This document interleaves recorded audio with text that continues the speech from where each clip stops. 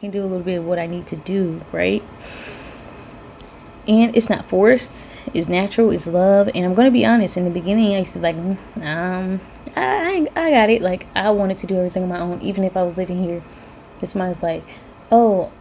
Welcome back to Navigating Postpartum Wellness podcast, where motherhood and wellness meet faith, presence, and honest conversations. From Navigating Postpartum Wellness Media, we unpack the real work of motherhood beyond the highlight reels. I'm your host, Dre Williams, writer, founder of Navigating Postpartum Wellness Media, and a mom of two. This space is for every mom who's carrying the weight of expectations but choosing to build softer, sustainable rhythms of wellness. Together, we'll talk about the inner work, breaking cycles, finding balance, and leaning into God's vision for your life. Because you're not just raising kids, you're raising the standard of living. If you have ever felt overwhelmed but deeply called to more, you're in the right place. Let's dive in. Welcome back to another episode of Mom Life Unfiltered with me, Dre Williams. And if you have not followed, make sure that you are so that you can get that notification every time a new episode drops. But let's get into it. Can I be honest? Something I have been wrestling with to share this or not, but because this is our safe space, I'm ready to share it. I actually love multi-generational living. Now, it did take me some time to adjust to it, but I actually have come to love it. And it didn't always feel like that. At first, like I said, it was an adjustment because when you're used to doing things your way, being in your own space, having control over everything, living with other adults will stretch you. Whether you were in college, whether you had roommates when you were in your 20s, or whatever the season was. But there were moments where I had to learn how to release control. Moments where we didn't always agree, but because we're all adults, we learned to move forward and have mature discussions. And over time, something shifted because before this, when it was just me at home with the kids all day, before we moved with our in-laws, I was homeschooling, cooking, cleaning, trying to keep up with everything. Y'all was tired. Even when I just had one kid, and then when I ended up having a newborn and a soon-to-be 2-year-old, it was a lot, y'all. And not just physically tired, but like mentally and emotionally drained. I love my kids. I enjoy motherhood. It's just a blessing. I love my kids so much, but I'm also someone who needs time to recharge. And there were days where I just wanted a moment to myself, y'all. But it felt like there was always something that needed me. And when I would sit down, I couldn't fully relax because I know in that moment, I don't know when the kids gonna wake up. And my nervous system was always up there, okay? And when the kids would finally go to sleep, and instead of feeling relieved, I was frustrated because you just never know. I was like, I don't want to fall asleep because I don't know when they're going to wake up. I don't know if I should have time to myself, or if I should be going to sleep right now, or I should be cleaning up, or I should fold these clothes before I go to bed. And it's a constant mental battle, right?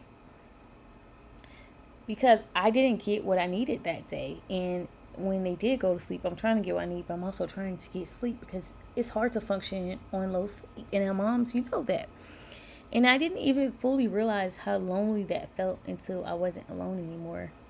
Like, there were times I used to tell my husband, like, I feel alone even though you're here. And it's not that he wasn't helping. It was just like, I don't know. I just felt like, I don't know how. I still to this day don't even know how to explain that feeling or articulate it, because it was just a weight that I had on me that I was just like, I don't know. But now I don't feel that anymore. I don't feel alone in my own home. In a sense of, because what I was just telling my husband is like, it's different from when you live on your own and you have family come over, help you for a couple hours, versus like having family there. That's weird. It shifted so much. Like, I feel even more supported. I feel seen. I feel like I have an in-house village. And there are days when I don't feel like cooking, and you will see, I'm walking in the kitchen, see my mother-in-law like, oh, already have dinner prepared. Or there are moments when me and my husband are tired and someone steps in and help with the kids. Like my father-in-law, they have like a cute little thing they do every night. So when my father-in-law gets home from work, the boys want to hang out with him. They're like, oh, can we come hang out with you, Papa? And he's like, yeah, of course. Like, and they taking that time to hang out with him. And I'm like trying to finish up the rest of my day so that I can have time for myself. Like, because my husband does bedtime. So once in the evening, I'm still present, but I'm still like, okay, well, I can do a little bit of what I need to do, right?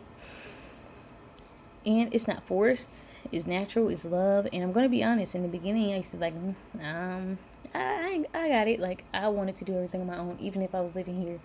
Somebody's like, oh, if your son's crying, let me get him. I'm like, no, I got it. But now I'm like, yeah, go ahead, go get him. Because I learned I don't have to carry everything. And that's where the vulnerability came in. Because as a mom, we feel like I have to be the person for my kids every single time.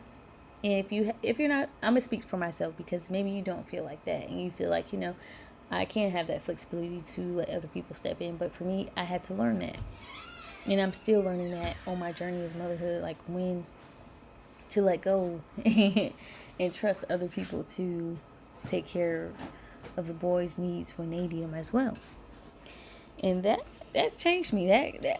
Those are growth factors, growth moments. But because there are real moments when my kids are melting down and I'm getting overstimulated and I can feel myself reaching my limit, and someone steps in and say, I got the kids, and in that moment I feel seen, like truly seen, like somebody's like, let me get them so she can take a moment so that she can still be her best.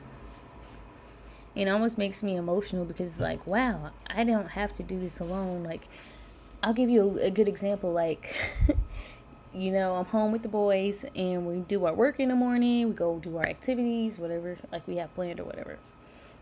And when nap time comes, it's nap time. And some days it's like a domino effect. Like, one kid don't want to go to sleep, but others sleep. And for me, this is my time. Like, this is my time to rejuvenate so I can hang out with y'all for the rest of the day. But sometimes they don't. That one of the kids be like, yeah, I'm not going to sleep today. And although, I ain't gonna lie, I do get frustrated sometimes. But sometimes I'm like, all right, let's go find something to do. But on those days where I really want time to myself, those be the days that they don't want to go to sleep. But my mother-in-law would be like, oh, I'll get them. Or she'll sit and hang out with them so I can still do what I need to do in that time. And it's just so special. It's really, I don't take it for granted at all. And I'm very grateful for that. And I think that's the part people don't understand when they hear multi-generational living. They think, why are you living with your parents? Or why not just be on your own? But it's bigger than that.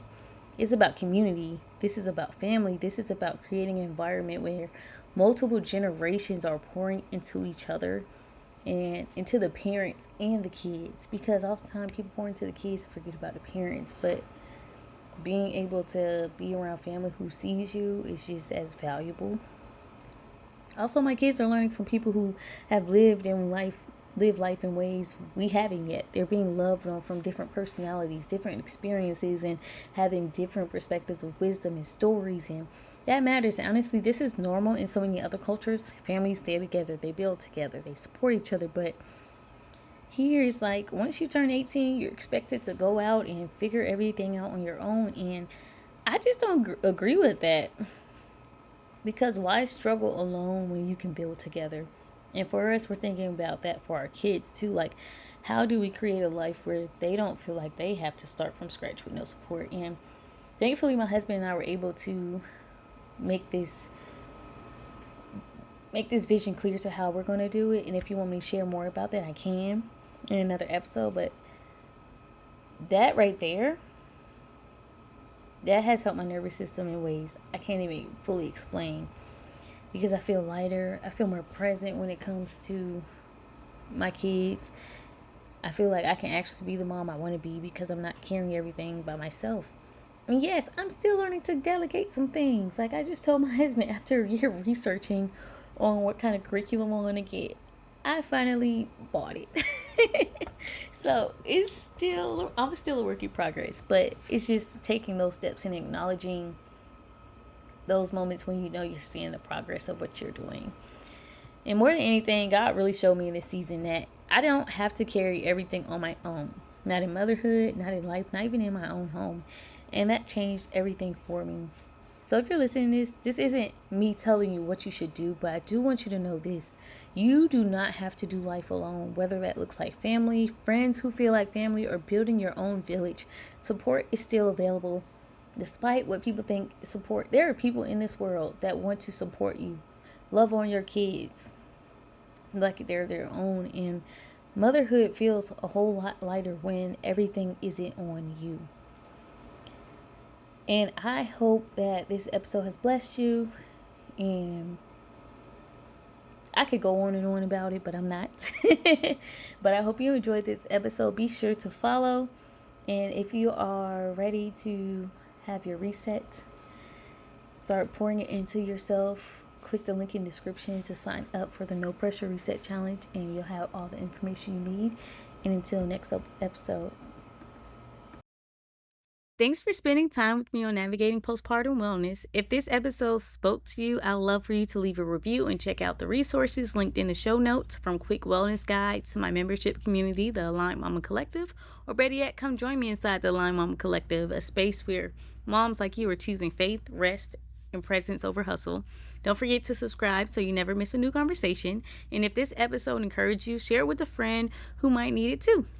I'll see you next time.